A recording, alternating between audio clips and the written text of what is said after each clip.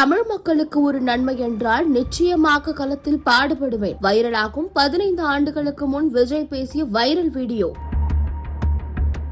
தமிழக வெற்றி கழகம் என்ற அரசியல் கட்சியை தொடங்கி தீவிர அரசியலில் களம் கண்டுள்ள விஜய் தனது அரசியல் நிலைப்பாடு குறித்து 15 ஆண்டுகளுக்கு முன்பே பேசிய வீடியோ ஒன்று தற்போது இணையத்தில் காட்டு தீயாய் பரவி வருகிறது. அன்று அவர் விதைத்த விதைதான் இன்றைய அரசியல் பயணமா? நடிகர் விஜய் எப்போது அரசியலுக்கு வருவார் என்ற கேள்வி கடந்த 20 ஆண்டுகளுக்கு மேலாகவே கோலிவுட் முதல் கோட்டை வரை எதிரொலித்துக் கொண்டே இருந்தது. தற்போது அவர் தனது அரசியல் கட்சியை அறிவித்து தனது சினிமா பயணத்திற்கு முற்றுப்போட்டுள்ள நிலையில் 2009ஆம் ஆண்டு அவர் பேசிய ஒரு பழைய நேர்காணல் வீடியோ இப்போது பலரது கவனத்தையும் ஈர்த்துள்ளது. அந்த வீடியோவில் விஜய் பேசிய முக்கிய அம்சங்கள் சினிமாவாக இருந்தாலும் சரி, அரசியலாக இருந்தாலும் சரி, தான் எடுக்கும் எந்த ஒரு முடிவும் தனது ரசிகர்களிடமும் பொதுமக்களிடமும் கருத்து கேட்ட பிறகே எடுக்கப்படும் என்று விஜய் அந்த வீடியோவில் அழுத்தம் திருத்தமாக பேசியுள்ளார். தமிழக இளைஞர்கள் மற்றும் ரசிகர்களை நல்வழி நடத்த வேண்டிய மிகப்பெரிய சமூக பொறுப்பு என் கையில் இருக்கிறது. கடவுள் கொடுத்த